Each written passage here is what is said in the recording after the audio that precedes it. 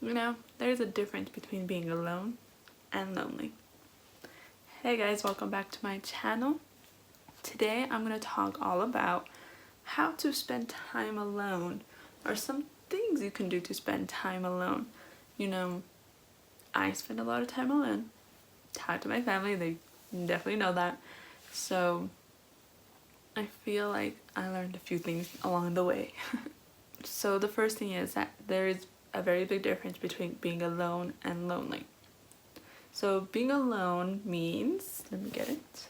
It means a state of isolation or solitude when one is outside the company of others.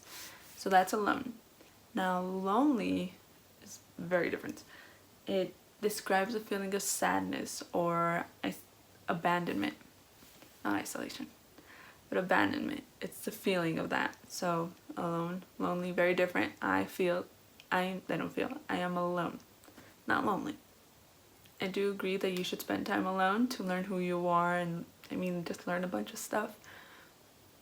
But you also have to be careful with it, because as Christians, when we are alone, that is normally when Satan will try to attack us or want us to do other things, try to teach us other things.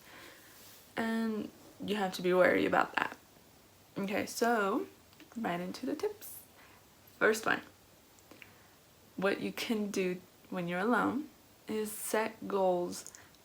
While setting goals, you can set goals about anything you want, literally anything.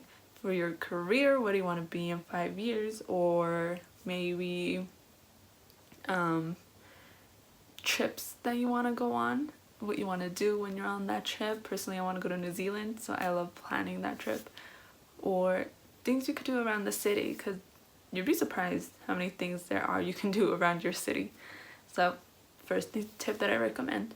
Okay, now make sure you stay until the end, because the last one, I feel like it's the most important one, and that's why I saved it for the last, best for last type thing. So make sure you stay until the end of the video to find out what that is. Okay, second one is create as much as you can. I love creating. That is my thing. Would be one of my things. So I love creating videos, I love photography. So those are some things you can do. Find out what you love to create and do that. You could crochet, you can do art, journaling, literally anything you can do. Just create. When you're alone, you get to be very creative. So that's another thing that I recommend. Number 3, exercise. Now, I love to exercise alone. I know a lot of people like to exercise with others around them, but people that don't exercise give that as an excuse, saying, oh, I need someone to go with me to go exercise.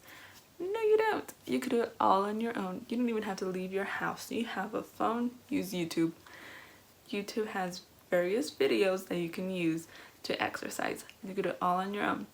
You can also stretch on your own. That's one thing that I want to get into. I'm not technically there yet. I want to do it before bed, but I keep forgetting. I'm already in bed by the time I remember to do it, and it's already late. So, exercise. Number 4. Seriously, I had to add this one. Read. If you're alone, you should definitely read. Spend all the time you can reading. Read fiction books, read non-fiction books, read books that you already read that you loved, or maybe go buy yourself a new book. Reading is one of the best ways you could spend time alone. So I recommend reading. Next, number 5, be around others who can let you be alone. So with being alone, is that making sure you're confident enough to be alone. It's not that you need other people to be there to, give you to make you feel comfortable. You should be able to be comfortable by yourself. One great way to learn this is volunteering your time. I don't know, if you go work at a shelter or something, they give you a certain job to do and you have to do it alone. So that is one place that you can learn to be alone and grow in confidence and that way. Okay, sixth thing that I recommend is not that I recommend, but more something that comes out of being alone, is that you learn to appreciate to be around people more. Or when you're around people, you appreciate it more. So like, if you're alone for a long period of time, you seriously just need that connection again. You learn to appreciate being with that certain person or with other people, and it helps. Really, it does help. Being alone makes you appreciate others. Now, a slight tip on that one: make sure the people that you're around are good people and they have the same beliefs as you.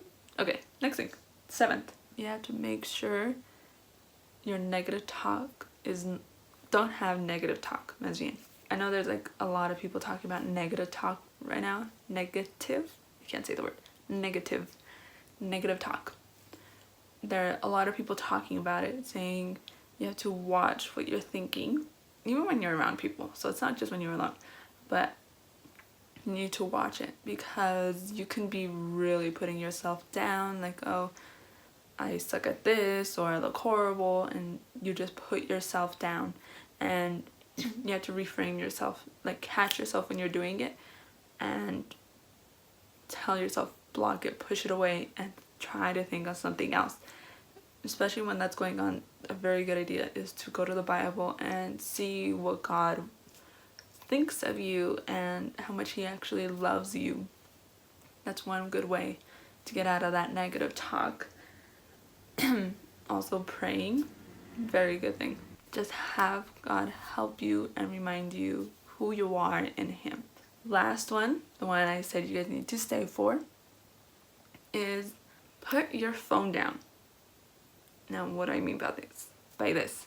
So I noticed when I was spending a lot of time alone, I was always on my phone or on my laptop, and I was on social media, I was on YouTube, I was watching a ton of videos, and I really actually wasn't spending time alone. I was still getting people's opinions, ideas, and it wasn't mine, it was all theirs. You need to separate yourself from your phone and other people on the internet. Maybe they're great people, they probably are, but you need to separate yourself, at least for a while, from them. I am really trying hard to separate myself from my phone at night. I literally just scroll and scroll and scroll on my phone. I could spend like an hour scrolling on Instagram or Pinterest or YouTube. I mean, it's ridiculous. So that's one thing I'm trying to work on. And I noticed that you don't really learn about yourself. You don't learn who you are when you're spending time on your phone. Spending time alone is not a bad thing, but you gotta make sure you're doing the right thing when you're spending time alone. Okay, guys. Well, thank you so much for watching. Please give this video a thumbs up if you liked it. Subscribe if you haven't already. And I will see you in next week's video. Bye, guys.